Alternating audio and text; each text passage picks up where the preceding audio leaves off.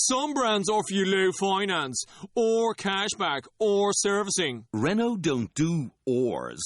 We do ands. The Renault Kadjar with 1.91% APR and €1,000 cashback and 3 years servicing, saving you thousands. Renault, the brand with the ands. Visit your local Renault dealer. Finance is made under a hire purchase agreement. Terms and conditions apply. Deposit required. Subject to lending criteria. See Renault.ie. If you love Star Wars and love the excitement of chasing your favorite Star Wars collectibles, the Star Wars Digital Card Trader Collecting app from Topps is for you. Collect and trade with friends new and old through the Star Wars Digital Card Trader Collecting app from Topps. These are the cards you're looking for. Listening to Coffee with Kenobi, you are, with Dan Z and Corey Clubb, the podcast you're looking for. This is, yes. For an entire generation, people have experienced Star Wars the only way it's been possible, on the TV screen. But if you've only seen it this way, you haven't seen it at all. This is the podcast you're looking for. We've been waiting for you. The force is strong here, even stronger than the coffee. At last! Where have you been? Welcome to Coffee with Kenobi. Here are your hosts, Dan Z and Corey Clubb. Hello, and welcome to show number 58 of Coffee with Kenobi. We are a Star Wars podcast that analyzes our favorite saga in a whole new way. I'm Corey Clubb, and I'm joined by my good friend and co-host, Dan Z.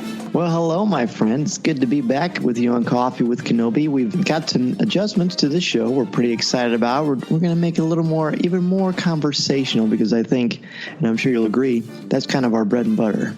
So we're excited, and we're very excited to thank our Patreon contributors. That would be Jason Hall, Dennis Keithley, Walt Fishin, Angela Souse, Mediocre Jedi, Zachary Palm, Adam Leonard, Christopher Ripley, Swara Salih, Jared Cantor, BJ Smith, Eric Struthers, Nick Deco, Aaron Harris, Mark Suter, Jesse, and Mike Audette for contributing to our Coffee with Kenobi Patreon page. It helps out our show so much having our Patreon contributors. We can do more things with the show. It helps with the equipment. There's a lot of cost that goes into it, and this really helps so much, and we appreciate that. And we've got a lot of fun things planned with Patreon we've been tweaking and looking at, and we're looking at some exclusives for Patreon contributors, and we'll talk about that a little bit more as we go along with the show.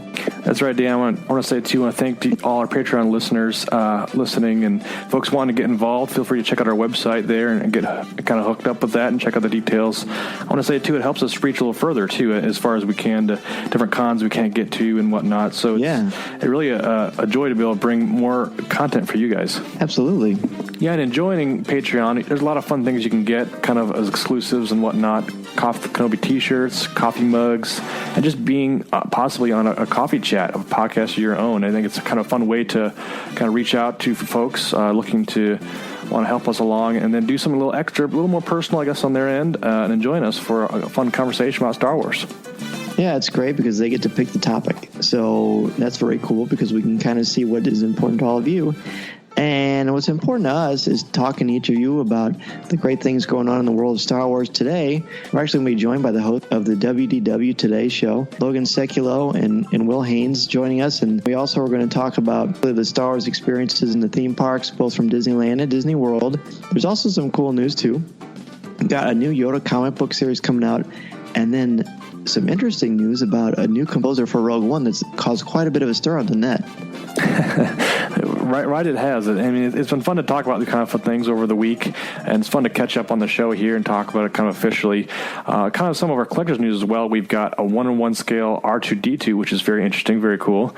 I can't wait to talk to you about that. Yeah, I was going to say, that's going to be fun. We also reveal some of the Rogue One Funko. I know I myself like to collect some of those Funko Pops.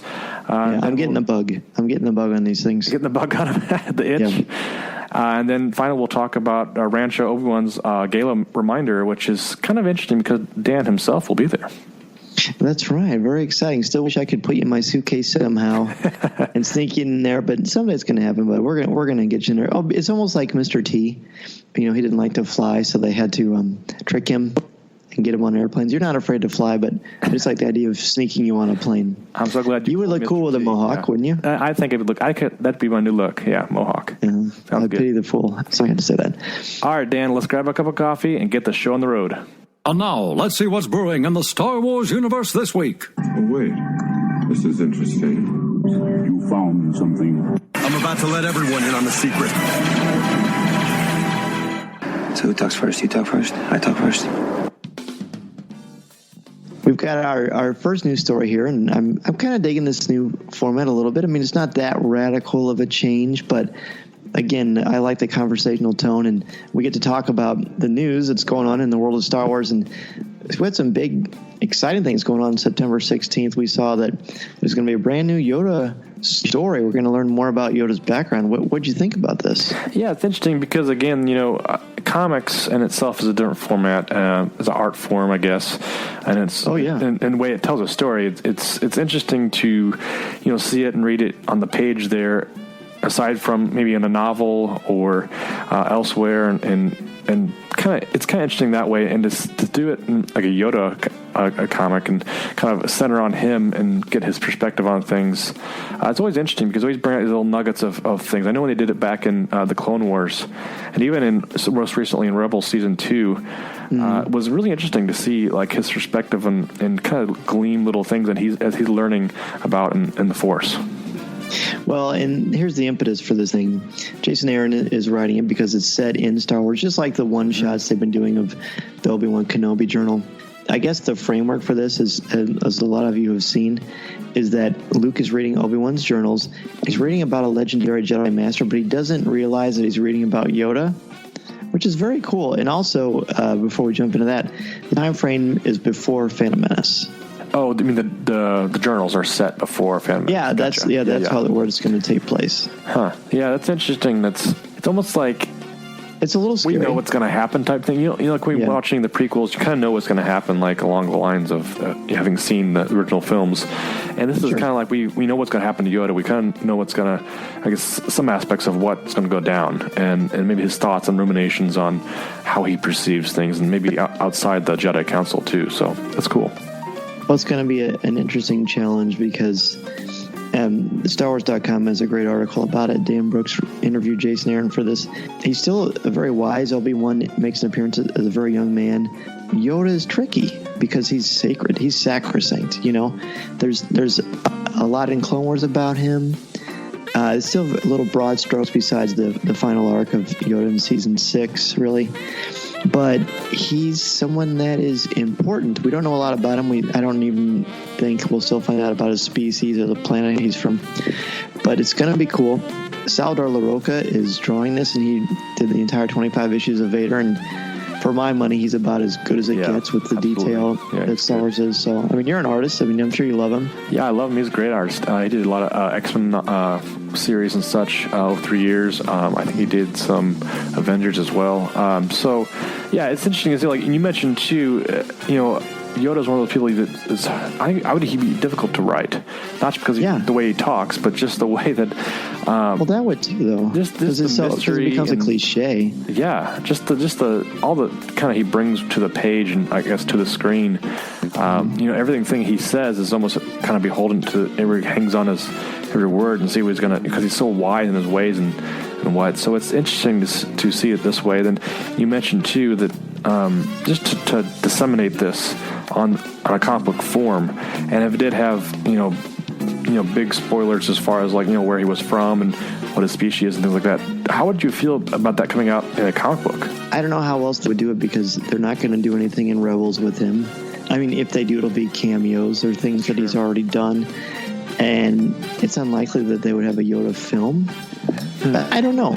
I think it's kind of neat because the comic book form is interesting, and I have a lot more time to think about it because I write Comic Book Galaxy once a week, and sometimes it's challenging, to know what to write about.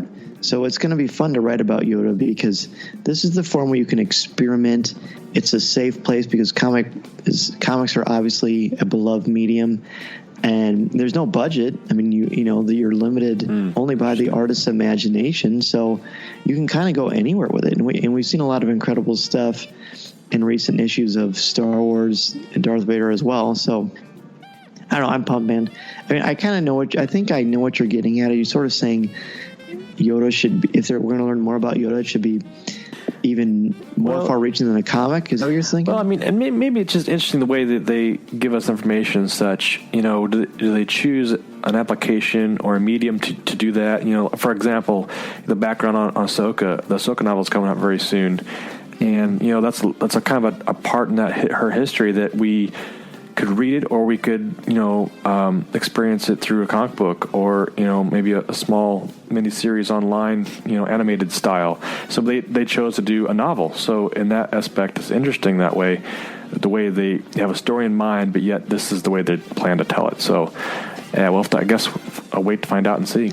So let's try this. Sure. I'm sort of sensing across the airwaves, my friend, that you wish it was a novel. Is that fair or no? I mean, no, that's fair to say. I think I'd rather read a Yoda novel personally than read I don't a disagree. Yoda I don't comic disagree. book. Yeah.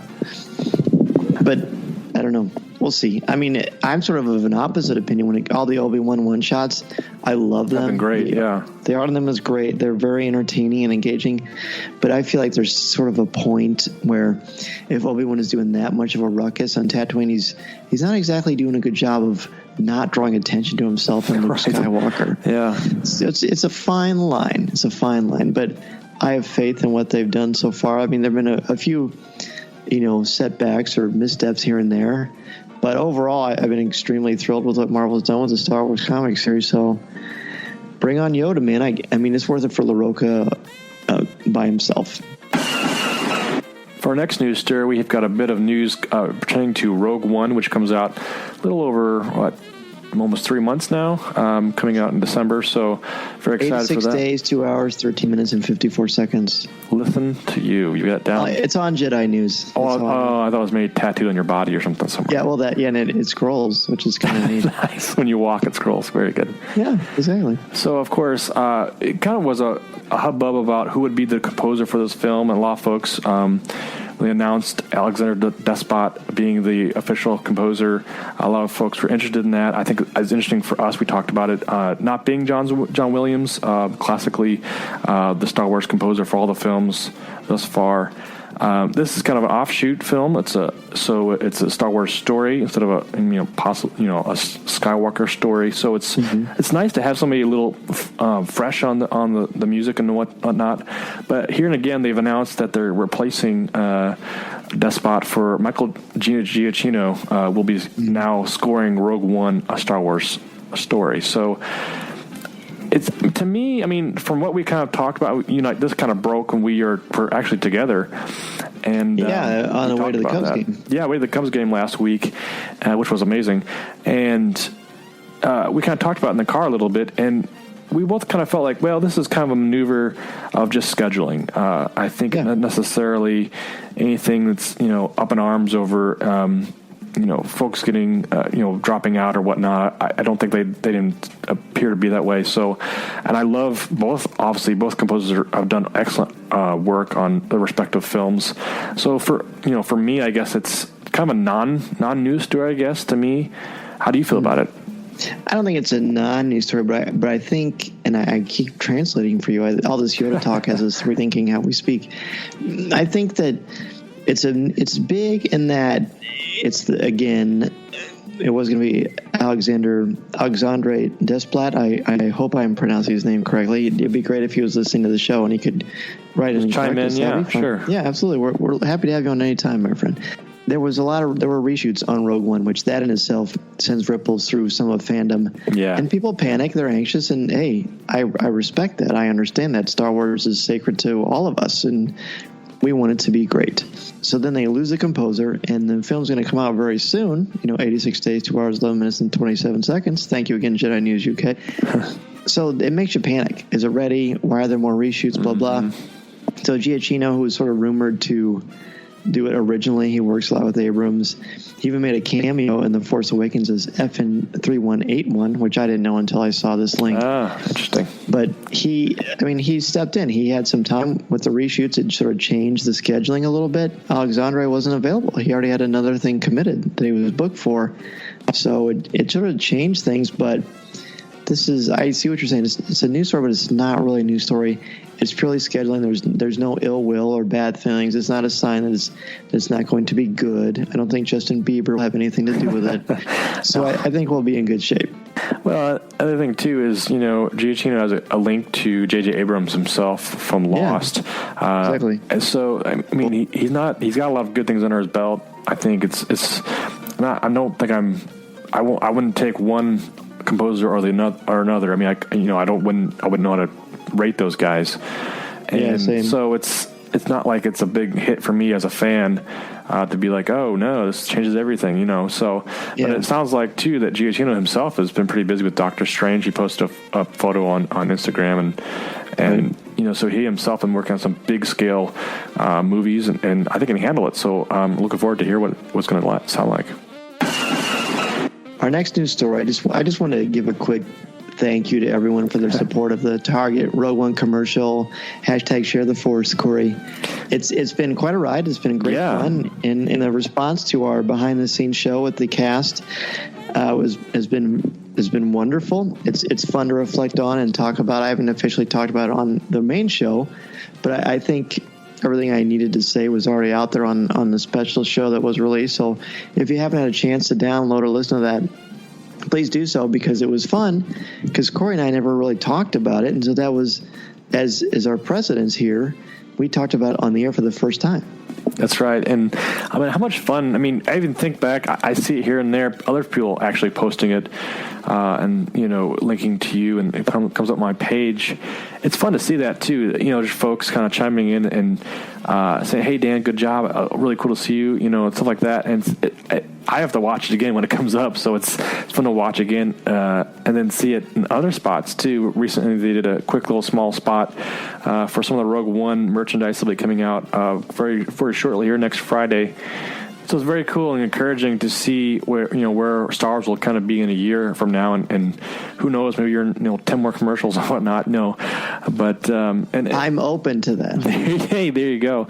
I know it reflects so much as you as a fan. I think we spoke about this a lot on the insider's look for the commercial. So if you guys haven't checked that out, go ahead and do so. But it was a lot of fun, and again too, I want to say thanks to our Coffee with Kenobi family for, helping us champion this little spot on, and it's very fun, and thanks so much. It's still pretty thrilling to see it, of course, because it's just neat. It's still surreal to me.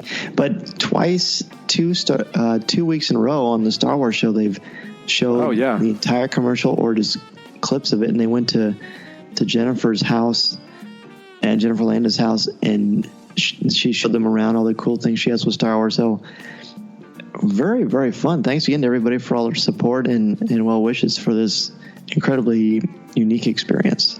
And Dan, speaking of unique experiences, for our next news story, our good friend Ryder Waldron stepped in for us at Salt Lake Comic-Con recently, and he threw on the blaze orange for Coffee with Kenobi and kind of reported on our behalf. It was so cool, and that he's the famous podcaster from Idiot's Array, isn't he? That's right. I think that's the guy. Yeah. Yeah. Wow. Yeah. Well, thank you again, Ryder, for being our special correspondent to Salt Lake Comic-Con. And here's Ryder now. Hey everybody, this is Ryder Waldron, Coffee with Kenobi blogger and Salt Lake Comic-Con correspondent, with my recap of Salt Lake Comic-Con 2016. This was my 6th Salt Lake Comic-Con, and it had to be my favorite. It felt like it had the most Star Wars guests of any so far, and the most Star Wars panels. And of course, the best way to start any convention is with a Mark Hamill panel, which is how Salt Lake's Comic-Con started this year on Thursday morning. And he was just great. The crowd went crazy. They actually had planned on having it in one of the ballrooms at the convention center, but when so many people showed so much interest in seeing Mark Hamill, they moved it to the Vivint Smart Home Arena, which is where the Utah Jazz play. And it holds about 20,000 people, which means that everyone that wanted to get in was going to get in to see Mark Hamill, but it didn't make the anticipation any lower. I got there about 8 o'clock in the morning for the 11 o'clock panel, and there were already people lined up ready to get in. And this being his only appearance at any Comic-Con in North America, and he was only there for one day, made it all the more exciting. And it turned out to be his biggest panel ever and the biggest panel at a Comic-Con ever, so that was really cool. I was able to see Mark Hamill at my college in the late 90s in a ballroom of a couple of thousand people, and then last year at Star Wars Celebration in Anaheim, which had several thousand people, and so it was cool to see even a bigger panel with him. The whole lower bowl was filled at the arena, and then some people in the upper bowl, so it was really cool. The crowd was really excited when he came out, and he really played to the crowd. He acknowledged that many people wanted to hear some little factoids, as he said, about Episode 8, but he couldn't even mention anything about it, which was he expected. He retold the story about how George Lucas approached he and Carrie Fisher about reprising their roles as Luke Skywalker and Princess Leia for Episode 7, but said he didn't think he would have to worry about that because Harrison Ford is too rich and too cynical to accept the role as Han Solo again. And I'm sure we're all excited that he was wrong about that. He also reminded the crowd that in a couple of days he would be cleaning up after the dog and being yelled out to take out the trash. So that kind of put things into perspective. But at one point he also had his dog come on stage. His dog Millie came out, and he said the reason being that Gary Fisher was getting too much attention in the media. Gary Fisher being Carrie Fisher's dog. So that was kind of a funny moment with Mark Hamill. He also admitted that he made Luke Skywalker as whiny as possible in A New Hope so that he could have a trajectory for his character as he went on through Empire Strikes Back and Return of the Jedi. I thought that was really interesting, and that he was actually conscious of actually making Luke Skywalker fairly whiny, which he did a great job of. At the end of his panel, the crowd went crazy because he said the next time he comes back to Salt Lake Comic-Con, he's going to do a 2-hour panel with an intermission. So I'm hoping that happens, and I'm hoping that happens soon, and I hope that I can get to go to that. That night, I was able to go to the Star Wars Trailer Park panel, which was moderated by Full of Sith's Brian Young, and on the panel were Pablo Hidalgo of the Lucasfilm Story Group, Amy Radcliffe from Full of Sith and Lattes with Leia, and Jawa James Floyd, who was a recent guest on Coffee with Kenobi. And they showed all the old trailers from the original trilogy up through the prequels and then to the current trailers today. And it was great to be able to compare them and see how far the Star Wars trailers have come. And, some of them weren't quite as great from the original trilogy, but it was still cool to see. There was a lot of logos blowing up in the old trailers, and you don't get that quite as much nowadays. But it was really cool to see those and get the insight of the panelists, especially with Pablo Hidalgo on there. It was really great. I was also able to go to another panel that Pablo hosted called Ready for Rebels and Rogues, where he kind of recapped where we are after Rebels Season 2, talked about, Ezra has gotten a little bit older. He's now 17. He was 14 at the start of Season 1. And he talked about how the Force predates the Jedi and the Sith, and they're just kind of sects of the Force, which was kind of interesting.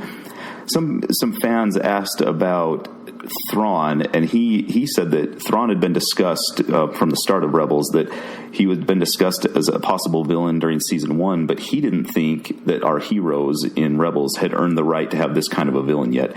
So that just kind of makes me think that Thrawn is going to be one of the worst villains, one of the most evil villains that we've had in Rebels and maybe in all of Star Wars so far. So I'm really looking forward to that. It really got me excited, and it was really interesting to see how many fans were really excited to see Rebels. It was really, really cool. After that, he talked about Rogue One. He showed the trailers. He said that Rogue One is deep in post-production right now, and he also warned fans that we shouldn't lump Rey and Jyn together just for the obvious reasons that they're both females. He said they're totally different characters. They're going to stand on their own, and that we should be really excited to see Jyn Erso, and which I am really excited. I can't wait for Rogue One. He also said that between 2007 and 2009, Lucasfilm had discussed Saw Gerrera as a character in a live-action Star Wars TV show, but for various reasons that never came to be. But when they decided to have him in Rogue One, they only thought of one actor to play him, which was Forrest Whitaker. Pablo did say that he's almost done with the Rogue One visual guide, which should be amazing if it's anything like the previous work that he's done. And probably the favorite thing of mine that he said is, the more I learn about Qui-Gon Jinn, the more I think he's the perfect Jedi. And I couldn't have agreed more, and I think that's amazing. I love Qui-Gon Jinn. Any of you guys that have heard me talk about him know how I feel about Qui-Gon Jinn. So I thought that was really cool to get that from Pablo Hidalgo. After the Ready for Rebels and Rogues panel, I was able to go to How the Clone Wars Changed Star Wars panel, which was moderated by Brian Young, and he was joined by Pablo Hidalgo of the Lucasfilm Story Group again, Matt Martin of the Lucasfilm Story Group, the Mike Pilot from Full of Sith, Amy Radcliffe, and Christy Golden, who is a Star Wars author. And this might have been my favorite panel because afterwards I got to meet pretty much all of those people. I met Pablo Hidalgo as he was walking out, and he was super friendly. It's always kind of weird to introduce introduce yourself to people that you don't know, and they get people introducing themselves all the time. But I was able to meet him and Matt Martin. They were both just super nice guys. They were really great. And I'd met Brian Young previously, but I was able to meet Amy Radcliffe, and she was great also, really, really nice and friendly and willing to talk for a minute. And also Mike Pilot, who was just awesome. I mean, he was a super friendly guy and, acted like he knew me. I don't know if he did for sure, but he was really nice, friendly, talked to me for a minute, and, just exciting to meet him finally after listening to him for so long and full of Sith. So that was really fun.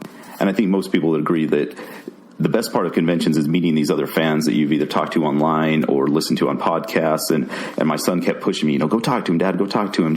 I'm like, yeah, I don't know. I don't want to bug him. And then he finally really encouraged me to go talk to him. And it was great. It totally paid off and made the whole convention that much better. Another Star Wars panel I was able to go to was called Star Wars Books, Writing the Force, and this was moderated by Jawa James Floyd. And on the panel were Christy Golden, E.K. Johnston, who wrote the new Ahsoka novel, Cecil Castellucci, and then Matt Martin from the Lucasfilm Story Group. And the thing that probably excited the crowd the most was when Christy Golden said, it doesn't matter if you're a girl hero or a boy hero.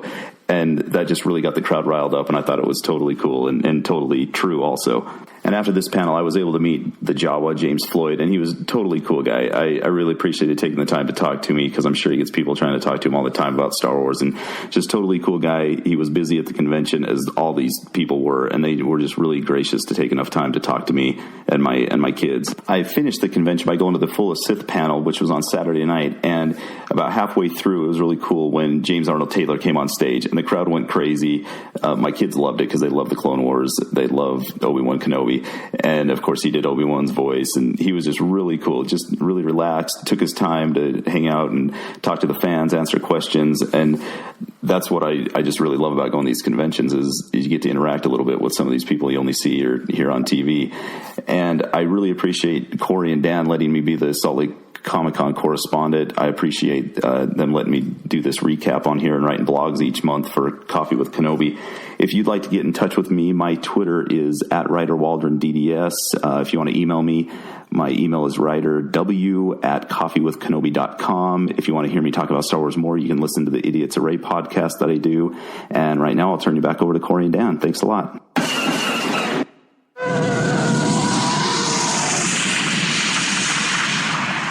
Han Solo, Rebel Soldier, Lando Calrissian, and Bespin Guard, each sold separately. From Star Wars, The Empire Strikes Back Collection, new from Kenner.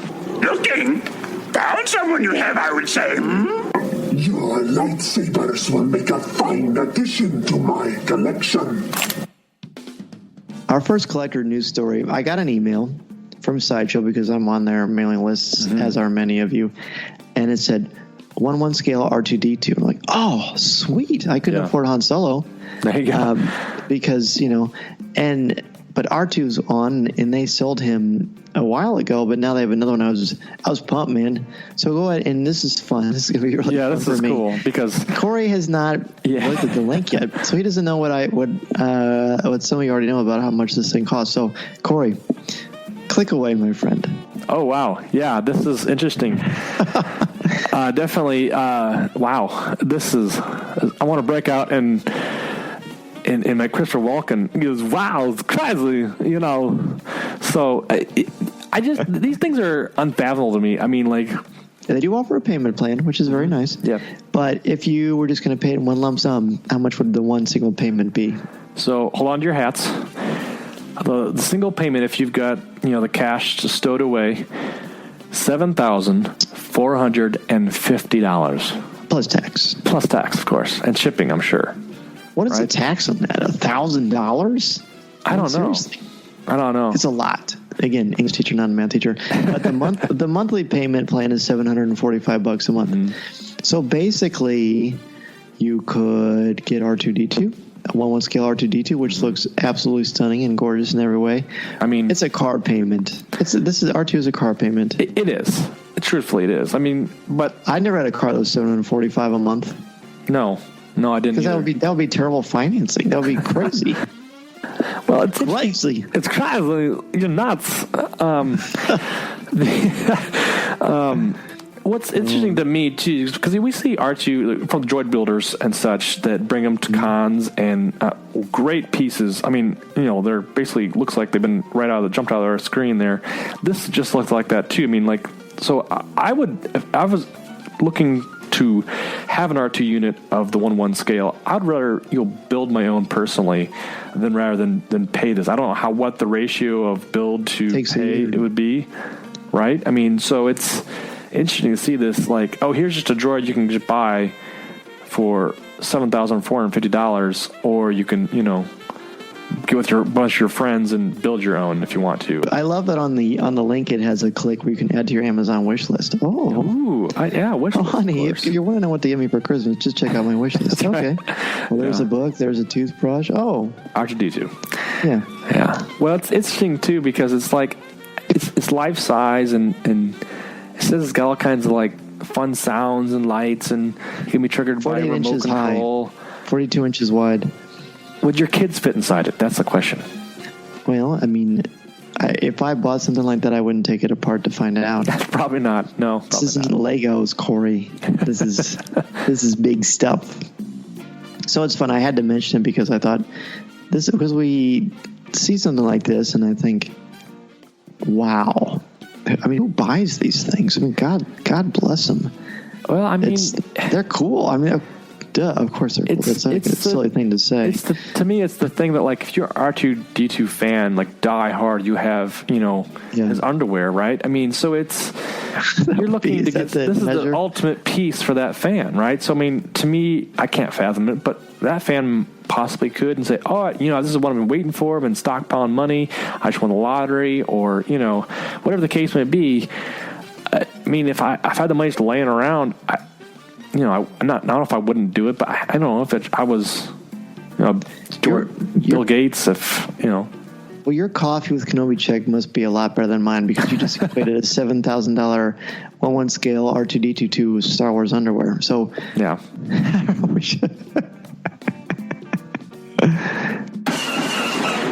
So, Dan, for our next collector's news, we're getting some of the Funko Pops. Very popular item from Funko. They're crazy popular. They're crazy popular, and I've got a few myself. And they're one thing that I'm not, like I said before, friends and fans of the show know that I'm not a huge collector myself. But I do have a few of these. I have a Kylo Ren and a Finn, and I had. Oh, do you really? Yeah, I've got a small little Daredevil one. Do you buy them online, or where do you get them? The Finn I bought online. The Kylo Ren I bought. Where did I get that from? I think I got it from a comic book store a while back. But yeah, I mean, the ones that kind of look cool, I think they're a fun little desk piece. I've got Kylo Ren at work. But these are from Rogue One. And these look great as well. I think we got Jyn Erso, we got Imperial Death Trooper. And they're fun. I think they're just a cool piece to have if you're just, a casual fan or a diehard fan. I know a lot of folks who collect them and stack them up and put them all over their house and stuff. And so maybe I'll be putting these on my Christmas list. Who knows? Well, this is part of the Smuggler's Bounty subscription box, which I was so diligent about staying away from, and now I've gotten the last 3. So I just ordered. I mean, the Death Star one is shipping now, so I should be getting that pretty soon. But I have it set up where I have to be reminded to, because I don't have it on set on Renew because I'm not going to want all of them. I mean, that's not true. I probably would want all of them, but I'm not going to buy all of them. But this one, it's the first Rogue One pieces, and it's Jyn Erso and the Imperial Death Trooper, who, it sounds weird to say when the word death is in a sentence, but these things are so cool. I mean, I guess I always like the Death Star. I mean, I guess I should say I like the Kenner Death Star play set. But I just love the green goggles. And in Funko, they have this interesting thing. There's, again, Dan Brooks has got another article about this. It's like this guy's connected or something. But he interviews the designers, and they talk about sort of the challenge of looking at menacing but still keeping the pop style intact. Yeah, you're right. The balance of that is like that cute face, but yet, they're conniving or they're evil or maybe they're just kind of looking sly or whatnot. But, it's interesting, The big eyes kind of give them some kind of cuteness, but yet they're holding a blaster that's going to, take into action. So it's cool to see these. I'm excited to see the other ones that come out maybe later in the year as the film gets closer and closer to us. But definitely these are on my my wish list here, so I'm looking out for these too. Our next collector news story is just another reminder about the Rancho Obi-Wan Gala. The official title is The Gala Strikes Back, and I'm not sure if you've seen the logo yet, but it's got episode 5 because it's the 5th one, and it looks very similar to the old school Empire Strikes Back logos. It also reminds me kind of the Celebration 3 logo a little bit. I mean, it's not identical, but there's a link on our webpage about it, of course, and as you said at the top of the show, I will be there. I'm excited to meet people and experience Rancho Obi-Wan for the first time. And what they say is that this is the way to do it because it's more than a tour. You've got hours. You've got the whole thing to yourself. You can walk around at your own speed. Wow. It sounds unique. You know what I mean? So I'm looking forward to seeing people there. I've already talked to some folks that are going to be there.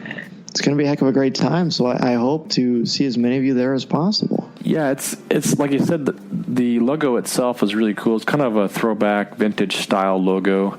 Yeah. Celebrating 5 years of inspiration from Rancho.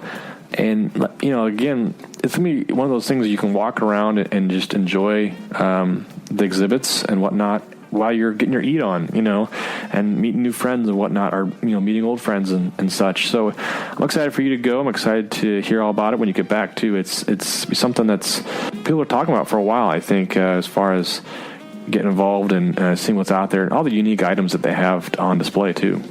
The last thing we want to talk about with our collectors news is we want to talk again about our Patreon page. We've added a new feature for people who donate $10 or more a month.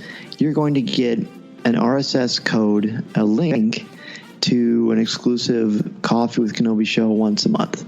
And don't worry, if you are not someone who is doing that, no problem at all. We completely understand. We get it. It's not going to change our regular show. We're not going to save the good, juicy bits for the exclusive. That wouldn't be fair. I mean, this is a free show, and it's always going to be that way. This is going to be extra stuff. If we have different ideas about things as we're taping, or something comes out we didn't get a chance to put into the show, or just want to kind of babble on and just sort of, it's going to be a little more free form than our normal show, but it's going to be an exclusive for people who contribute $10 or more a month. And I'm really excited about the opportunities that this presents. At some point, as I've said before, I'd like to do videos that will be exclusive. So I think it's going to be really cool. Absolutely, Dan. And like you said, this is nothing that we're going to take away from our main show or our other shows as well. I mean, they're going to still bring all the intensity that they do. And folks looking to get a little more involved, you get a little something extra to fill their time and fill their plate. And like I said, Dan, it's going to be something we can kind of branch out a little bit. Maybe it's not something we want to talk about on the main show. It's something that's kind of we've been thinking about or whatnot, and maybe off key a little bit as far as just something fun and something exciting. So I'm looking forward to that, and looking forward to expanding and getting in touch with our Patreon friends. I want to take a moment to thank our sponsors. The sponsors for Coffee with Kenobi is the Topps digital card trader collecting app from Topps. It's a great app. We've been talking about it for a long time now. And kind of what are you looking for these days, Corey? Yeah, it's interesting because there's so much out there you can get. They just came out with a brand new Rebels pack that you can get specialized Rebels inserts. They've got all kinds of die cut things. They've got the old vintage comic book style. They got a droid series. I mean, plus all your favorite characters coming as collector's cards and common cards as well. So you can do all kinds of stuff. They've got, every day seems like they've got something new coming out, or adding to a brand new marathon chase, or just an insert chase to be able to get a hold of some great old style stuff. As far as like if you're collecting from the 1977 original series, it's got those types of stylings and those kind of designs. Yet they also have stuff from Force Awakens, so it's a lot of fun too. Yeah, and I would assume that as September 30th, my birthday, rolls around, hint, hint, and Rogue One gets ready to get rolling, I'm sure that we're going to see cards on the app from Rogue One, just like they did for The Force Awakens last year. And it's great because you can set it up where you can get notifications right to your phone when there's a new pack that's out. You can open free packs every day, and the way you can do that is because you get free credits every day that you open up the app. And one of the most fun things for me, and you and I work on this with our text messaging too, is you can trade with your friends. Yep, exactly. And I think it's so much fun because if I'm not getting one that I'm looking for, I can trade on the app itself through the app. And then also, it's fun to cool too, because some of the best ones I've got that are actually autographed ones. They're digitally autographed by the actors themselves. So I always send Dan a little text saying, "Hey, check out what I got." So I think it's kind of a fun way to play the game as well. So check it out. A lot of screenshots have been sent back and forth from one another with all the cards we find. Be sure you can also, besides the trading, get in the packs every day. There's just a lot of opportunity there. You can download the app for free from iTunes or Google Play. The Star Wars Digital Card Trader Collecting app from Topps, Corey. Yeah, these are the cards you're looking for. Well, hello there again, my Coffee with Kenobi friends. This is Nick Dico, your friendly Force Ghost guide to all things Star Wars video games. And it is September 2016, and once again, we are in the middle of some crazy, amazing news for everybody that's a fan of Star Wars video games. Earlier this month, we learned that the Star Wars Battlefront DLC for the Death Star was going to be released on September 20th. Which means get your piloting skills ready because you're about to fly some amazing missions in the trench run. Unfortunately, I had to record this before I had a chance to dive deep into the game before it came out, which means if you'd like to follow my reaction before the October review comes out for Coffee with Kenobi, just follow me on Twitter at Nick Dico, or just use the hashtag CWK, and I'll be tweeting about it all the week of when it comes out for the season pass holders, which is the week of September 20th. However, that being said, I have some special fun stuff in store for you in my second half of my segment today, in which I do a pseudo-live review of the Star Wars Battle Pod game that is currently at Dave & Buster's across the country. I decided to do a little recon for you guys and then tell you what I thought as soon as I got finished playing the game. However, since this is another month about Battlefront, I wanted to just step back a little bit and talk about how Battlefront has played a key part in the Star Wars universe when it comes to video games. As you recall, as a diehard video game player as you are, my Coffee with Kenobi friend, that Battlefront is actually the third iteration of the franchise, which Battlefront 1 and 2 coming out quite a bit ago. Both 1 and 2 were classic hits for the consoles when they were being played, and more recently, Battlefront 2 had a very lengthy campaign in which it allowed you to become a clone trooper that turned into a stormtrooper for Vader's 501st Legion. Now, the best part of the Battlefront series is that it definitely tries to stick to the canon of the video games, of the universe that it plays itself in. So every time you're taking control of a character or of a mission or of a particular stormtrooper or rebel trooper, the video game artists and the companies behind it definitely do their best to try to keep everything as close as they can to the canon. And you can actually see some of perhaps the storylines they projected through those games in canon today. I'm reminded of the Star Wars Battlefront 2 campaign as a clone trooper going from a clone trooper to a stormtrooper, in which there is a very visible part of the game where the stormtroopers kind of question what they had to do with Order 66. And we see that. We see that in the Clone Wars saga, and then we see it in Star Wars Rebels, which is currently out, and with the more or less defection from Rex and his crew when they didn't want to join the Empire. So, that is actually something that can be really neat in some of these games. And so I encourage folks to look at, especially the new iteration of Star Wars Battlefront, and consider, I wonder what, could become canon out of these games and potentially a campaign one day for this Battlefront series, as we know that is coming down the line. But really quickly, before I wrap up my first half of the chat for you guys this month, I want to talk about what's coming out in the DLC and what to be excited. We know that Bosk is going to be the villain for the Empire, and they're taking a lot of his abilities from what was in the Clone Wars of what we saw about his species. So that's really exciting. There's canon coming to life once again in a video game that you get to play the villains and the heroes. Another hero for the Rebellion is going to be Chewbacca, as we talked about last month. But a hidden hero we didn't know about that has been released in the trailer that dropped the week of September 16th is R2-D2. Oh, get excited. if you see me on that game, if you play Battlefront for the Xbox One, I will be playing R2-D2 pretty much the whole time. So, and then we saw a lot of behind the scenes footage between storming the Death Star and all the space battles outside the Star Destroyers and outside the Death Star trench run. You can be Darth Vader's TIE Advanced. You can be Luke Skywalker's Red 5. So, there is going to be lots of stuff from the movies that we so adored and love, and we're hoping for so much for this game to be about in this DLC. Unfortunately, I won't be able to tell you what I think about it this month and in this podcast, so you'll have to wait a month to hear my voice explain to you what I felt the Star Wars DLC for the Death Star brought to the franchise. But again, if you wanted to kind of follow me along the week of it comes out, just use the hashtag CWK, and I'll be tweeting about it and maybe putting some videos up too about my time with it. So with that, my Coffee with Kenobi friends, please enjoy my live review of Star Wars Battle Pod, and I will see you guys next month. May the Force be with you.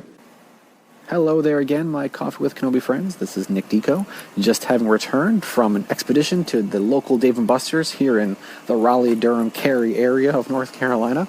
Took a quick lunch break to go check out an old arcade game / new arcade game now, Star Wars Battle Pod, which is a revisionist look at the old Star Wars arcade game that was been out for the better part of probably 10 or 15 years.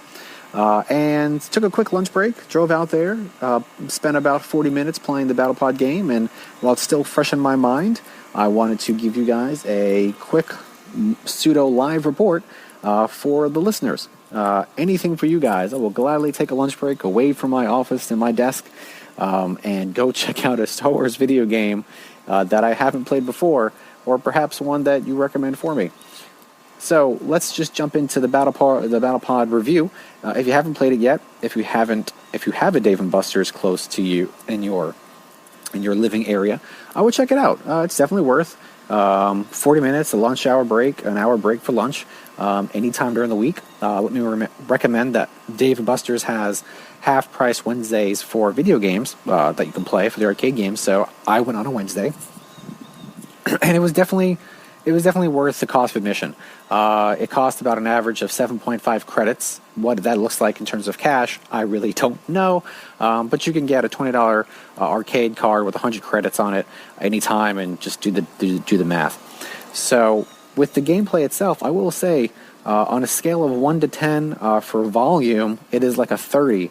Perhaps just me being an old man, but it is a super loud game since you're totally immersed in it.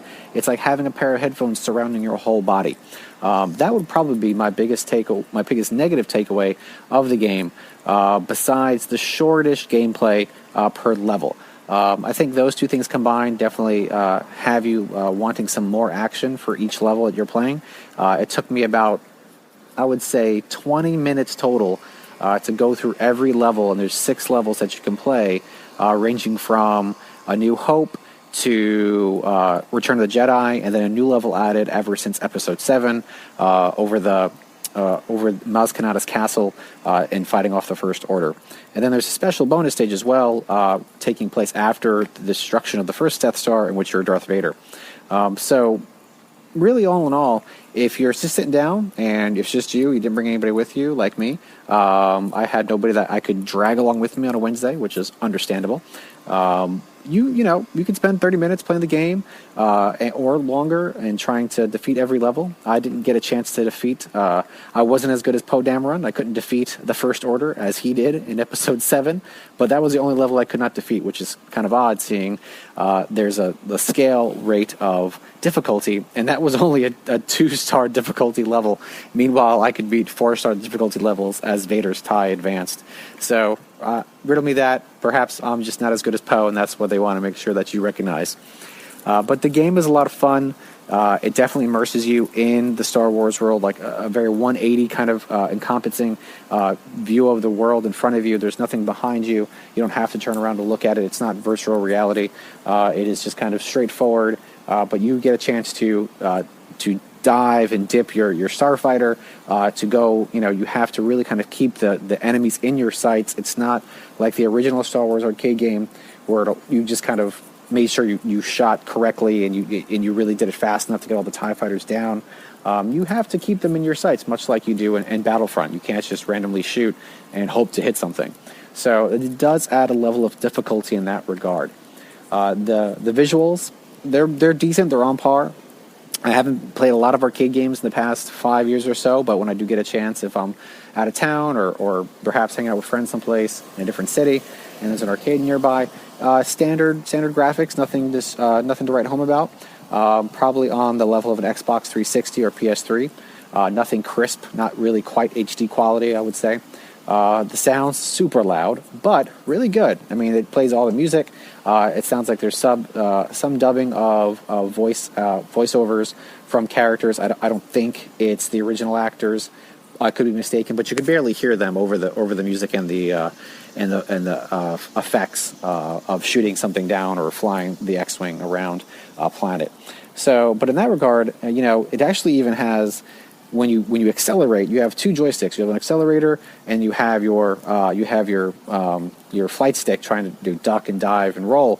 If you accelerate, there's a fan somewhere in there and actually blows air in your face, so it feels like you're going faster, which would make no sense seeing you're in a cockpit and there really shouldn't be any air blowing in your face, especially in space, because that could be a problem.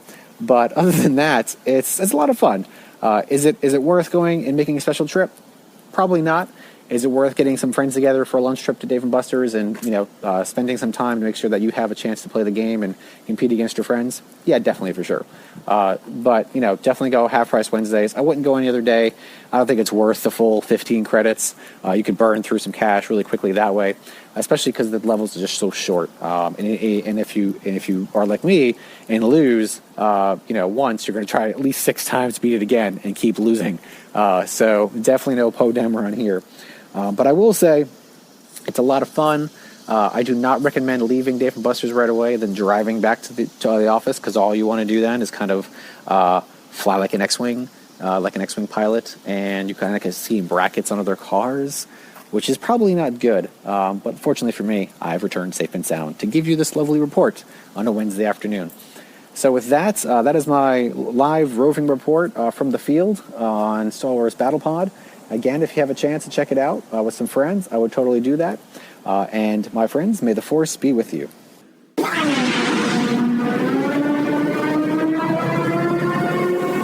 Luke, you're going to find that many of the truths we cling to depend greatly on our own point of view. I must be allowed to speak. You've taken your first step into a larger world.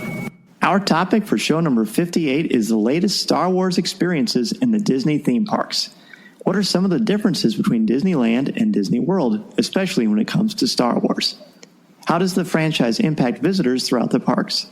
What are some of the collectibles that we have hoped for and that we enjoy seeing so far? And how does Star Wars reach every generation through the Disney theme parks? Joining us for this topic are two of the hosts of the longest-running Disney podcast, WDW Today, Logan, Sekulow, and Will Haynes. This is our first ever crossover with the popular show, and we are honored to have a cup of coffee with them. Welcome, Logan and Will. Hi. Hello. This is like a bad thing you do. We're like, hi.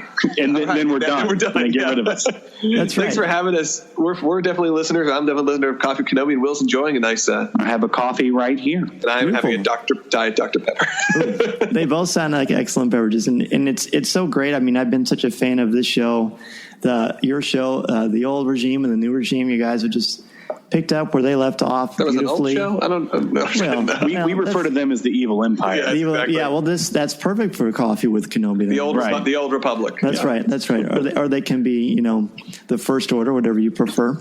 So let's no, we're the First Order, I think. Yes, well, there you go. I'm the Kylo Ren version of Matt Hotchberg, so that's fine. As long as he's not Han Solo. So gents, what are some of the differences between Disneyland and Disney World as far as the Star Wars presence?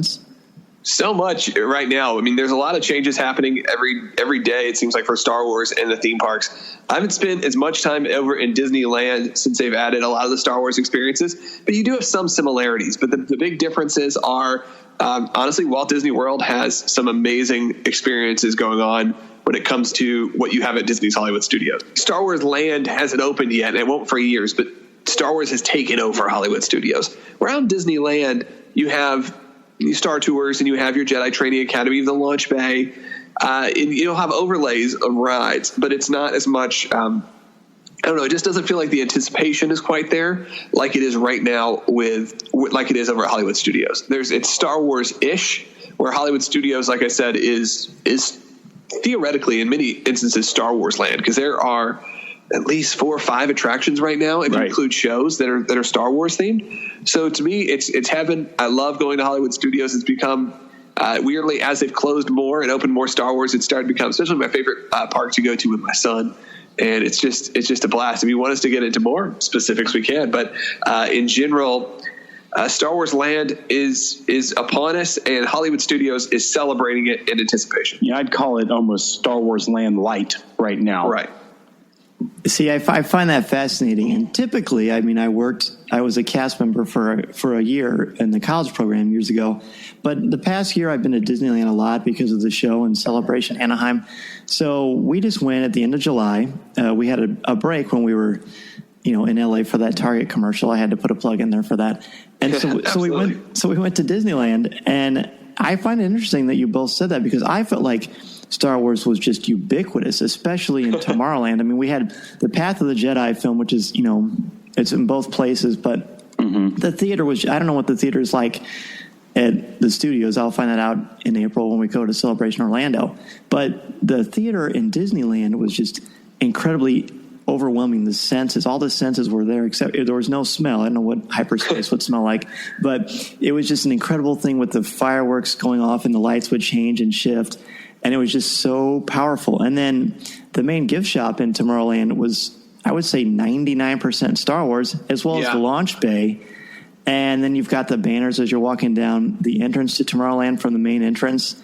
And I was stunned at how much was there. Now, to be fair, I had my Star Wars goggles on, so I was looking for Star Wars, but I felt like I couldn't avoid it, and I was deliciously surprised. It's certainly something you can't avoid. Maybe it just in my head, it's because Hollywood Studios itself individually is so much right now Star Wars, where Disneyland, at least you have the separate parts. You said Tomorrowland was very Star Wars out.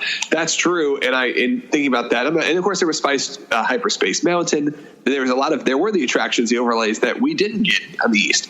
Right. But to me, it's you walk in, and maybe it's just because Hollywood Studios almost was built to be Star Wars land when you have the Chinese theater in front of you and all that. I don't know. It just feels so natural that everything is just there. And you're right. It has Path of the Jedi, and the theater for Path of the Jedi at Hollywood Studios is nothing really to say anything about. It's an old theater dangerous? It sounds dangerous. Yeah, theater, there you go. So there's just nothing really there, but it is really great that it's offered. And then you obviously have the launch bay, and you have Star Tours, and you have the two new shows. And there's something about the fact that it's all really tightly knit together, and it's taking over that park.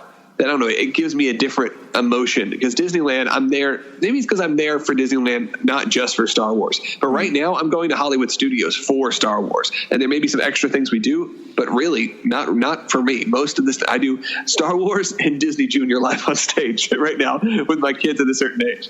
Nothing better than that. And the only differences I can think of, and it's so weird to be a Disneyland apologist, because I'm definitely more of a Disney World guy by a landslide. No, I love Disneyland, so I got no problems with it. Oh, sure, they're both pretty amazing. The Galactic Grill in Tomorrowland was pretty fantastic with the menu there. It's all Star Wars heavy themed, and does Hollywood Studios have a heavy restaurant presence for Star Wars? Yeah, the Backlot Express has same menu? Right now. I'm not sure if it's the same menu. It's Darth Vader chicken and waffles. It is a Darth Vader burger, a black burger. The only blue milk I saw was I did the Star Wars, the big fireworks show dessert party, and they had adult version of blue milk that was complimentary, and they had which is what you want, right? I mean, of course. And it was that's pretty cool. I do like that. The nighttime spectacular that they have going on right now, that our buddy J. Michael Roddy created, is unbelievable. I can't really put it into words. The fireworks, the projection that goes on. The first thing, not to spoil it for you guys, the first thing you see is the Mann's Chinese Theater converted to how it was, how we've all seen it in those old behind-the-scenes films from 1977. I love how you say, not to spoil it for you, here's exactly what it is.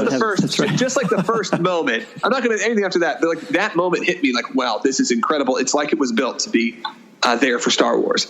And it tells an amazing story, and the fireworks are incredible. That alone separates itself from all the other parks. A little plus is if you do the dessert party, you get a free Chewbacca Stein, which so cool. I have. I also have a Boba Fett Stein that you can purchase separately.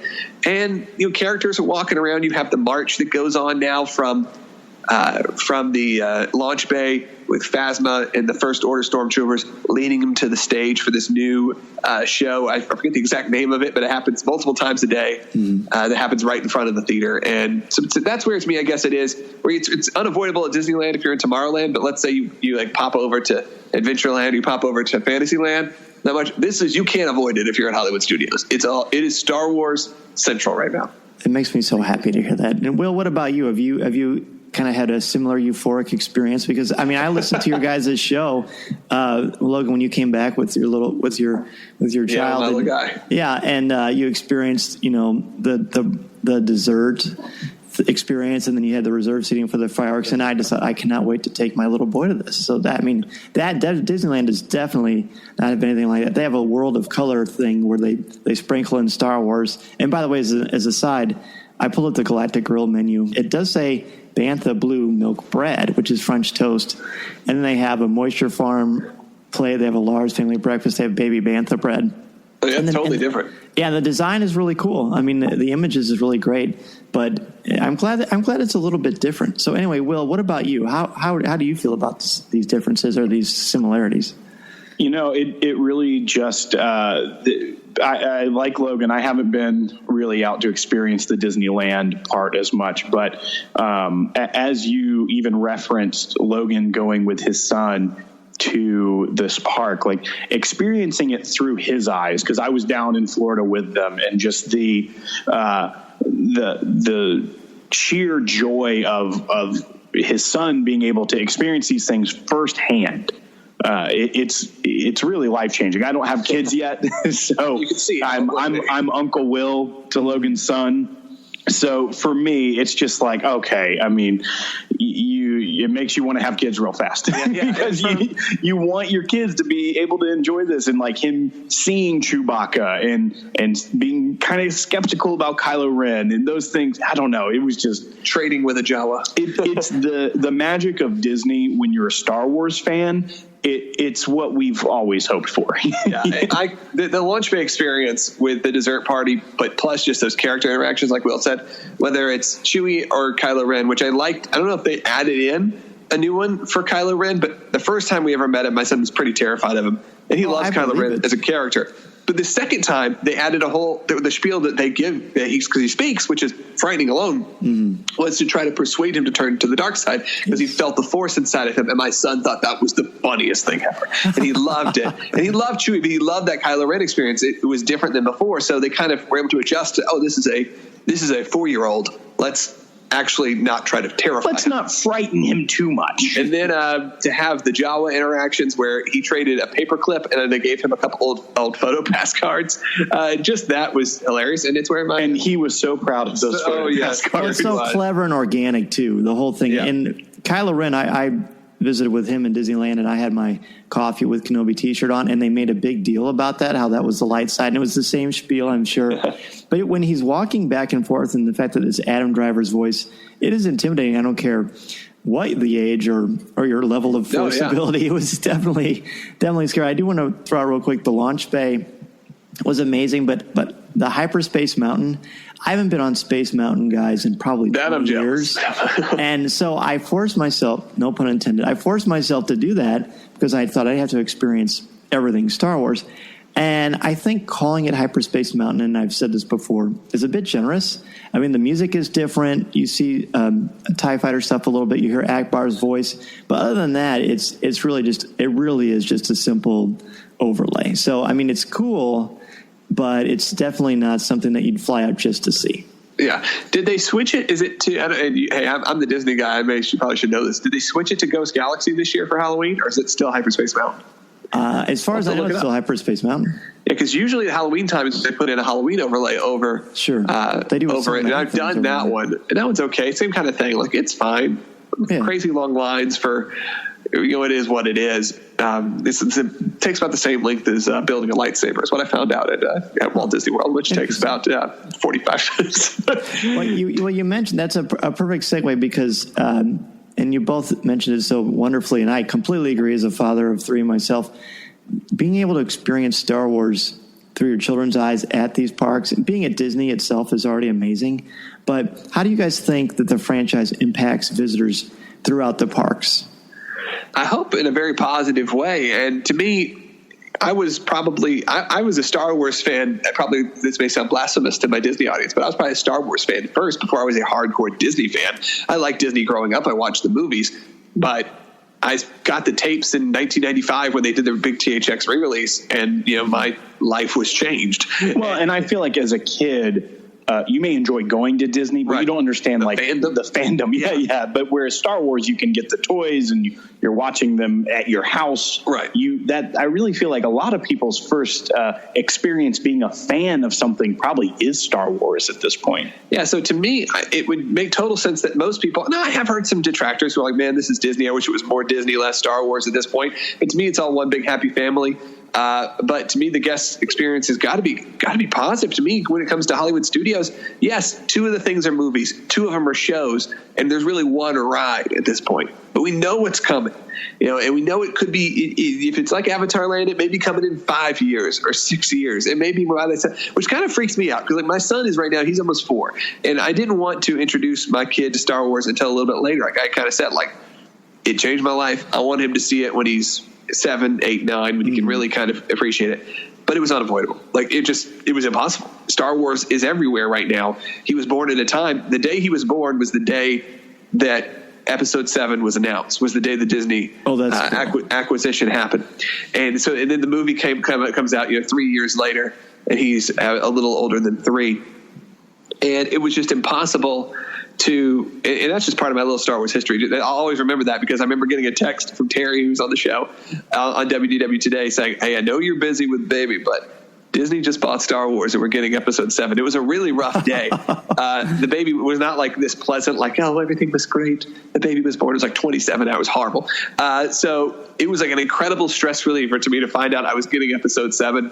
And with that, I do think there's this generation of Star Wars fans, kids, and they're able to market to them well, that are going to grow up with it. And I think that as long as they're entering the parks with the expectation of it being there, then the guest experience will be good. It's some people that maybe don't understand how that Star Wars has become part of the Disney company so much that maybe will have maybe a little bit of a bad taste in their mouth, especially as Star Wars Land gets built. But overall, I think it's an incredibly positive guest experience. From character interactions to obviously Star Tours, getting the Jakku sequence, which kind of hurts the narrative of it, but you still get this amazing moment, or BB-8. I don't understand the complaints that do happen, but most of the people I see are just thrilled because there's a good chance if you're a hardcore Disney fan, you're also a pretty big Star Wars fan. And really just being in the parks and seeing how many people have on Star Wars swag. Right. I think, that's when you were in MGM back in the day, you would see people that had Star Tours stuff that they'd picked up at the park. But now just the shift in the common visitor that's wearing Star Wars merchandise to the park, it's noticeable whether or not you're in Hollywood Studios or if you're in Epcot or Magic Kingdom or Animal Kingdom. You're seeing people that are there for Star Wars now. So I'm excited about the future of the Disney era of Star Wars because I think it has it's brought it to a new level for the people like Logan and I who have been fans since we were children. It's neat that we're guaranteed it's going to live on for our children. Yeah, I think there was some report that was like, none of us will live to see the last Star Wars film. Yes. And where that's like the most horribly depressing thing I've ever heard. It's also really encouraging to know that, my father was in his 20s when A New Hope came out, and the fact that he was able to pass that on to me, my son will be able to then, and then also his father, my grandfather was 40. It wasn't like he was a incredibly old man he was in his 40s going to see the first films. So I love the fact that it's going to be multi-generational, that we're still going to have it. And I love that Disney World's going to be part of that. If we know anything, they're not building Star Wars land to last for 5 years. No. They're building Star Wars land because it's going to be there in some form of iteration, probably until we die. And I don't mean that in some weird morbid way, just in truth. It will most likely be there just as much as the Haunted Mansion is be there. Much as the Harry Potter experiences over at Universal will most likely be there for decades to come,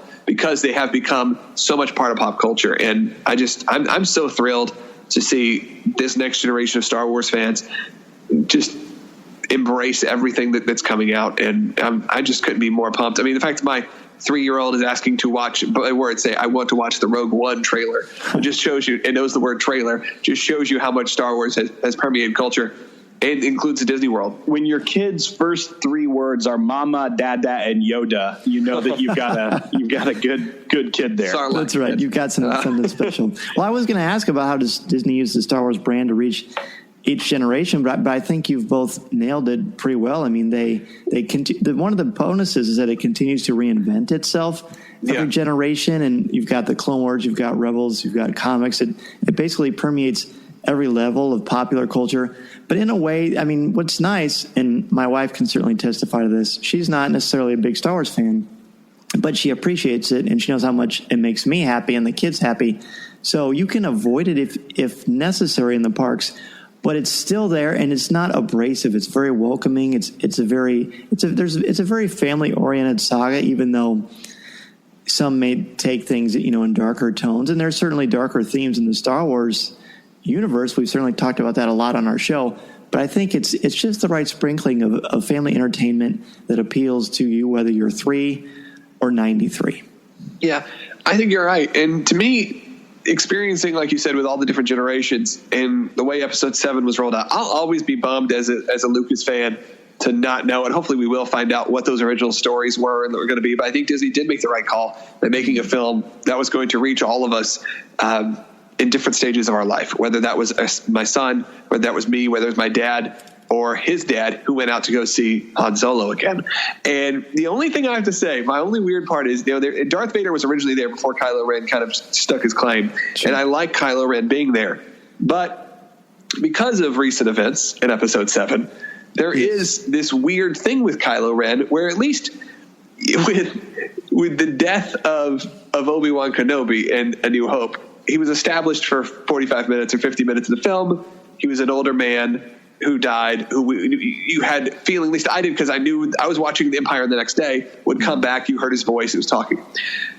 Being the fact that you're meeting someone who did kill arguably the most popular character in Star Wars history, and his father, is a little weird as a dad, because my son loves Kylo Ren, and he dresses up like him, and it's this whole thing, he digs him like he digs Darth Vader a lot, but because that character has that next level of horrible, it is a little bit concerning, just because it's just a different kind of character. It's not Boba Fett. It's definitely darker than what we experienced in Episode 4. Right. For sure. Absolutely. I mean, it's got a Freud thing going on that's sort of hard to avoid. Oedipus complex. Right. That's right. Are there some collectibles that you've seen since Star Wars has kind of reestablished itself as a juggernaut in the Disney theme parks? No more can you only find things when you come out of Star Tours, but that's been there for years and years. But now they're always turning out amazing new things. What are some of the collectibles that you've both seen that you've either purchased or you have your eye on?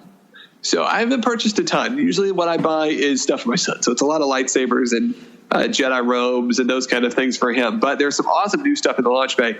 The only thing that I'm kind of sad to see go, and I know that a lot of Star Wars fans didn't like it, and I know that I'm in the minority for that, it was the Disney characters embracing Star Wars, I guess you'd say. So I have this set of big figs, which is big, kind of, I don't know what the resin, what are they? Statues. Yeah, I have that's right. Mickey as a Jedi. I have a Donald Duck in carbonite. Nice. I have a Chewie that's goofy, and then I have a Slave Leia mini. You bought that one. So creepy. Yes. I had to have it. It came in. We'll explain to the story another day. But it came and it freaked a lot of people out. And I got that for a great deal. So I have this amazing set that I love that's in my office. I'm kind of bummed to see those go.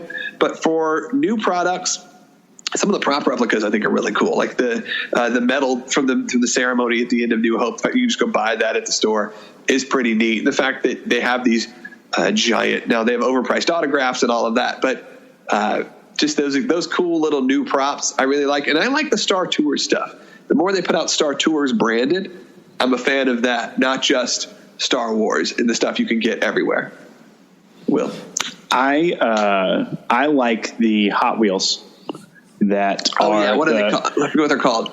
Disney Racers, something like that. Right, yeah. I like those a lot because another reason I like to get them and give them to your son. Yeah. It's a nice little surprise from Uncle Will. They have the Cars themed ones too. The ones that are like the Disney, like Pixar cars. Right. Yeah. I mean, the whole lineup is really cool, but specifically the Star Wars ones, just because of the creativity of putting the characters' design into the car. I don't know. I was growing up as a kid. I liked cars. I like Hot Wheels. So I think it's pretty cool. If I were a kid, that's a toy I would want. And so I like that I can share that with your son. Yeah, absolutely. And I just love the fact that you have the opportunity, though you're probably not going to buy it, to buy these giant statues and replicas. And it's cool to see it, like, especially in leaving the launch bay now. Yes. They have so much amazing art and Star Wars related items. It's not just the stuff you get at Tatooine Traders. Those big figs you're talking about the ones that are like almost the mini statues that are probably 20 pounds or whatever, 15 pounds. They're probably not that heavy, but they're big. Yeah. Yes, that's they're 20 pounds. I'm an English teacher. I'm not a numbers guy. But I have the Jedi Mickey and I have the Indiana Jones Mickey. Those are great pieces too. And I was a little ambivalent about the cross pollination of the two. But my son, like you were talking about, my son thinks they're so magical. So now my eyes are all over for them when I see them. We got him a set of them at Disneyland. There was like 5 of them that came with it. So that was super cool too. Yeah, they're doing away with, I guess, the characters though, right? And the costumes. Correct. That's what we've told. We did last year on May the 4th. We did a Star Wars dining on May the 4th with all the characters and costumes. Man, it was so much fun. I am kind of bummed. I get it from a branding point of view. But then don't sell me the Darth Vader shirt with him riding Astro Orbiters or a Stormtrooper eating a Mickey bar. Like, that doesn't make, like, the branding stuff doesn't make any sense to me. Go one way or the other. Go fully embrace it, fun Disney, who cares anymore, or go full on, it's Star Wars, we are not going to mix it up. Yeah, keep it thematically the same. The only thing I will say about the collectibles before we move on to our 5 questions is I have that Hoth mug that is supposed to be reminiscent of the old school posters of the different lands in Disneyland. Yes. I love those. There's 4 of them. There's the 3 ghosts, like with Anakin, Yoda, and Obi-Wan, and there's a Tatooine one, and the other one escapes me right now, but they're fantastic. Yeah, I forgot about that. I have the shirt. I just bought it this last trip. I have the indoor Haunted Mansion shirt. I love it. It's so great. It's so great. Yeah, absolutely. So that is that's the only Star Wars collectible I bought for myself at the parks recently. Not at home, but at the parks. Very good. Well, gentlemen, your coffee's running a bit low, so we're going to go ahead and ask you both our 5 questions that we ask each guest on Coffee with Kenobi. So if we're excited. Ready, Logan, favorite Star Wars movie? Favorite Star Wars movie? I'm a sucker for. I'm a New Hope fan. Good choice. That's my favorite. Is it my turn? Yeah. Yes, it is. I'm Empire Strikes Back fan. Yeah. Always have been. Not a boy. So, Logan, favorite character? Favorite character? Obi-Wan Kenobi. If I'm going mainstream characters, if I'm going to go like weird backstory characters, there's a lot of. I'll go old Shizor. But if we're talking just mainline characters, I love Obi-Wan. I think either Dash Rendar. I think Chewbacca is probably my favorite character. All right, good choice. And I did notice all the Shadows of the Empire references. So we throw a lot of those in. There's nothing wrong with that. That's really the only thing in the EU we ever really Will and I got into was Shadows. Yeah, I love that book when I read it, but when I hear people talk about it now, and I think about the creepy scenes with Zizor and Leia, I think, oh boy. Yeah, I went back and reread them a few months ago, and I was like, okay, I was reading the children's version. Yeah, we like the children's version. It's much quicker read. Yes. So, and less creepy. But if they can make Thrawn a canon figure, I'm fighting for him. Right. Well, and the species was already in Clone Wars too, so that's right. There's precedence there. Yep. What's your favorite line of dialogue or film moment? My favorite moment is the "We're all fine here. How are you?" Yeah, we quote that one a lot. Everything's fine. That's my favorite. That's probably my favorite moment in Star Wars. Yeah. Situation normal. That's that whole moment. I don't know why. I think it just it's just such a funny moment that takes me out of that scene in a great way. It's like how anyone would react to that situation. And that's probably my favorite moment in a Star Wars film. Yeah, he's the anchor. He's the everyman in his own unique way, although every man probably wishes they were like him. I was about to say, I think I'm probably more of a Luke and not the hero side, just kind of a whiny little kid. Will, what about you? Yeah, my favorite line of dialogue goes back to my favorite movie, Laugh It Up, Fuzzball. If we tally, I wish we would, but if we tallied these, I think that would be in the top 3 responses because it's such a classic line. Right, Logan, right. If you collect, and we sort of covered this, but if you collect Star Wars, what is your favorite collectible overall that you own?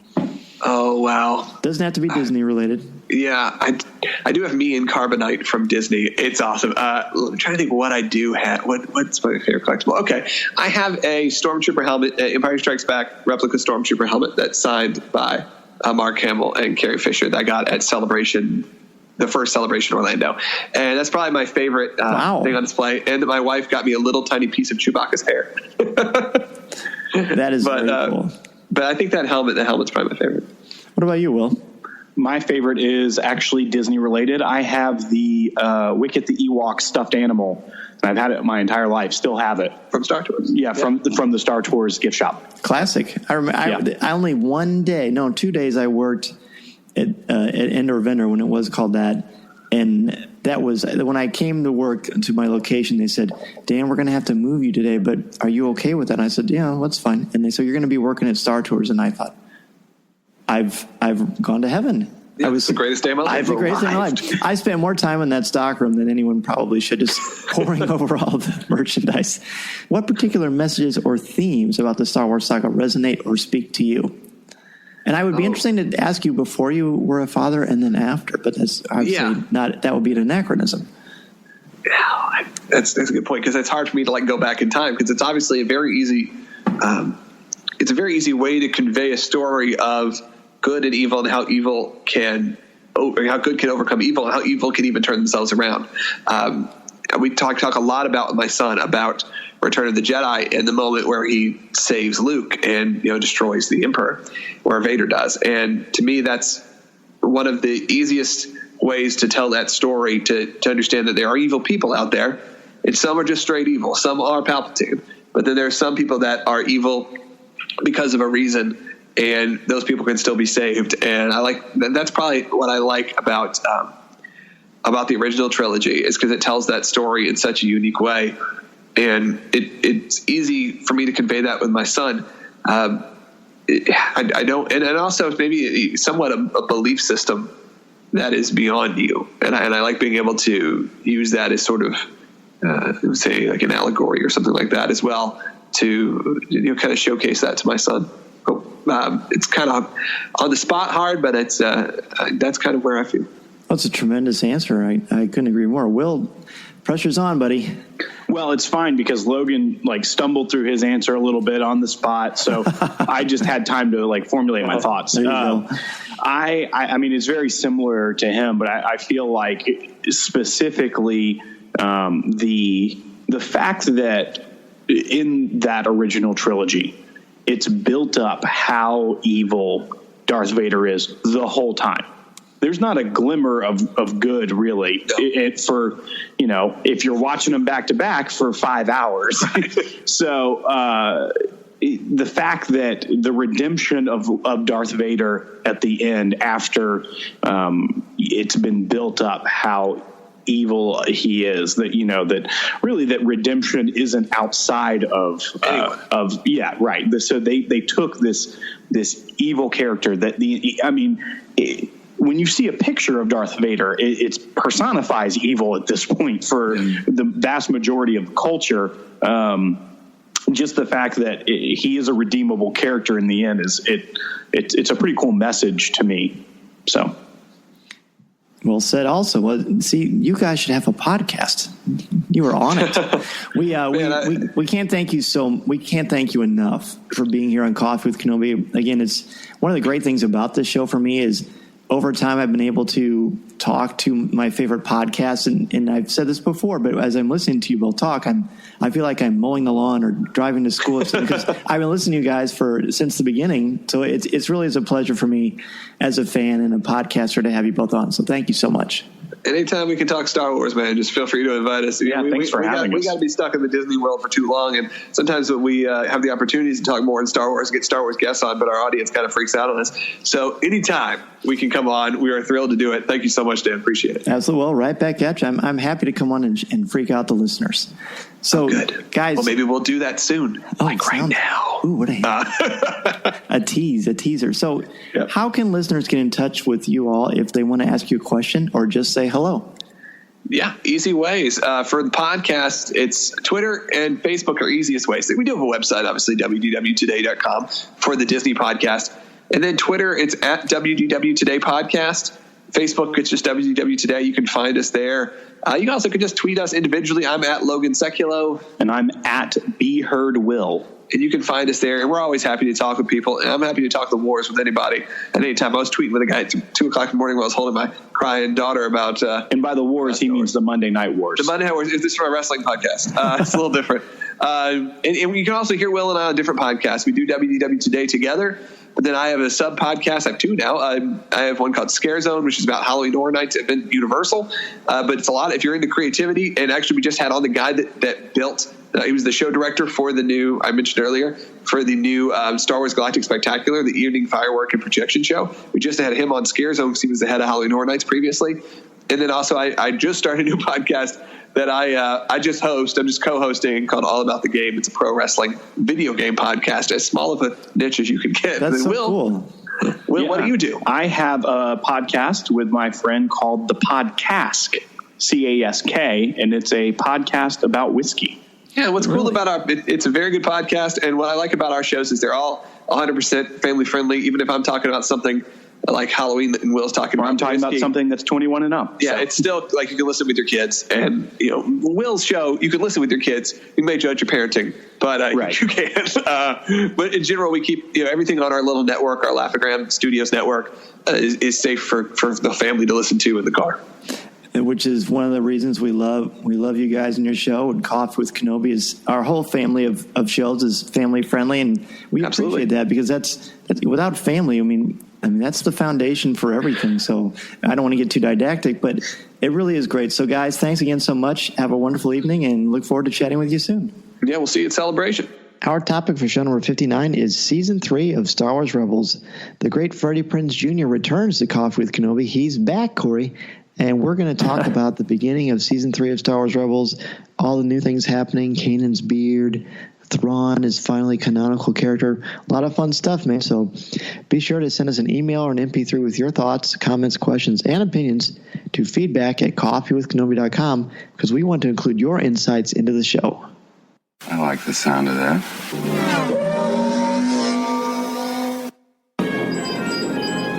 Echo 3 to Echo 7. Hano, buddy, do you read me? I saw part of the message. I seem to have found it.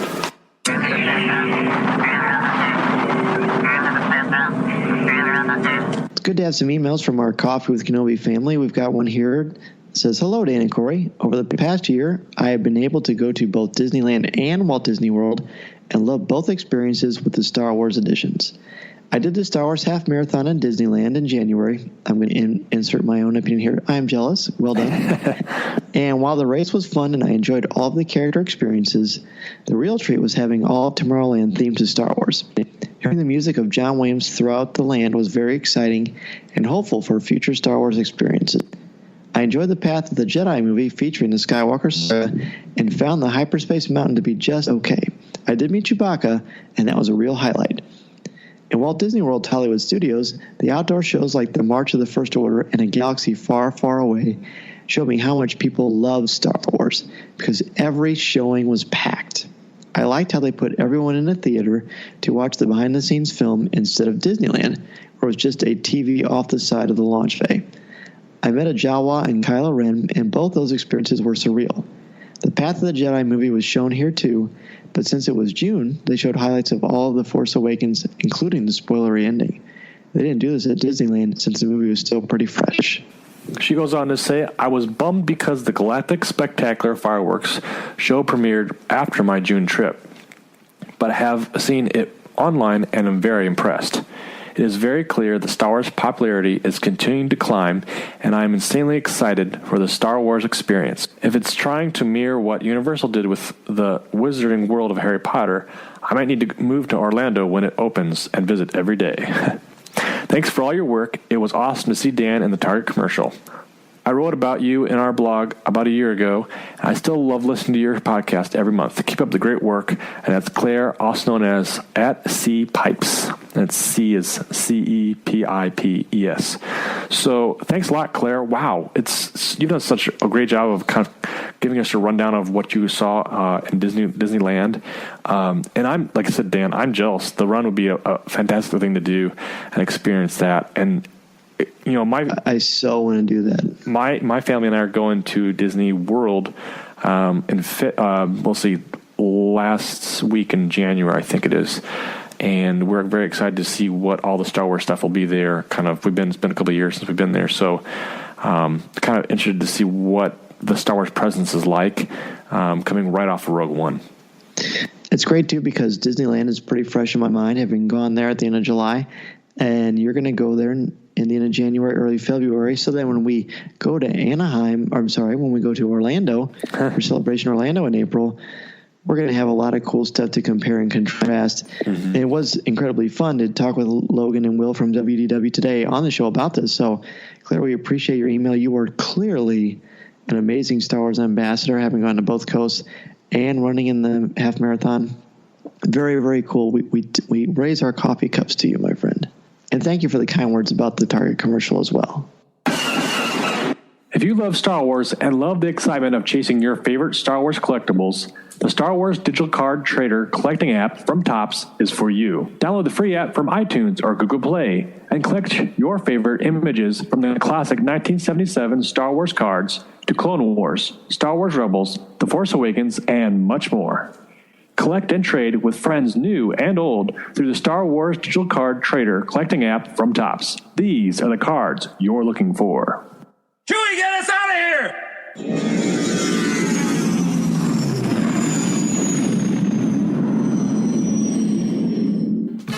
If you would like to respond to our question of the show, have a comment, or just want to say hello, send us an email or MP3 at feedback@coffeewithkenobi.com. Or if you have a specific question or comment for either of us individually, email us at danz@coffeewithkenobi.com or coryc@coffeewithkenobi.com, or visit us at coffeewithkenobi.com and click on the Contact Us section, or comment on one of the stories featured on the site. If you enjoy the show, please write a review in iTunes or Stitcher. You can also like the show on Facebook at facebook.com/coffeewithkenobi, as well as keep up to date at our Twitter feed at Coffee with Kenobi. You can also find us on Tumblr at coffeewithkenobi.tumblr.com. If you enjoy the jazz music, the album is Eye to Eye by Steve Torok. Give the evacuation code signal. That's it for show number 58 of Coffee with Kenobi. Huge thanks to Logan, Sekulow, and Will Haynes for being our guests on tonight's show and for discussing the Star Wars experiences in the Disney theme parks. We had a great time with those two, and look for my appearance on WDW today, which will be in the show notes as well. It was a bit of our crossover. We had a great time. And speaking of WDW today, be sure to check them out for the best in tips and plans for your next Disney World vacation. And a huge shout out to our Patreon contributors, Jason Hall, Dennis Keithley, Walt Fishin, Angela Souse, Meteor Jedi, Zachary Palm, Adam Leonard, Christopher Ripley, Swara Salih, Jared Cantor, BJ Smith, Eric Strothers, Nick Deco, Aaron Harris, Mark Suter, Jesse, and Mike Claudette for their contributions to our Coffee with Kenobi Patreon page. None of this is possible without all of you and our Coffee with Kenobi family, so we appreciate it. If you also want to help out the show, we've got a number of affiliate links on the website. Amazon.com, Fandango, Cufflinks, Her Universe, Zach Designs, Steiner Sports, Fifth Sun Tees, and Ripped Apparel, which is also a t-shirt company. We've got a lot of things going on here. Mm-hmm. Every little bit helps, plus you get great merchandise when you click on our affiliate link. So everything you do when you click on those links, helps out the show tremendously, and we thank you so much. Yeah, I want to mention too, I actually recently clicked on some of that stuff. There's a lot of new stuff out there. As far as mashups and Rogue One stuff as well. So it's kind of cool to see those links and check those out. And as we get closer and closer and get to see new Star Wars stuff, it's cool to see all the new opportunities out there and apparel and collectibles out there to check out. So very fun. I also want to mention that our Coffee with Kenobi family of shows is out there for your listening ears. Legends Library, Rebels Reactions, Comics with Kenobi, Lattes with Leia. And Rebels Reactions will be firing up pretty soon because at the time of this recording, Season 3 is about to start, so we're going to see the addition of Thrawn and Kanan with a beard and all that good stuff. Kanan with a beard, yes. Yeah, very good. I couldn't help but mention, too, this wouldn't be possible without all our good friends and regular contributors, especially our media specialist, Lisa Dillard, our Coffee with Kenobi bloggers that blog for us almost every single day. There's something out there for us to read, folks to read and check out. Nick Deco for doing his video games segment. Everyone out there contributes to our show, and to all of you who listen to our show, and email Coffee with Kenobi. And don't forget to send us your comments and opinions on the topic for show number 59, the premiere of Season 3 of Star Wars Rebels. This podcast is not endorsed by the Walt Disney Company or Lucasfilm Limited. It is intended for entertainment and informational purposes only. The official Star Wars website can be found at www.starwars.com. Star Wars, all names, sounds, and any other Star Wars-related items are registered trademarks and or copyrights of Disney and their respective trademark and copyright holders. All original content of this podcast is the intellectual property of Coffee with Kenobi unless otherwise indicated. This is the podcast you're looking for. There's no one here.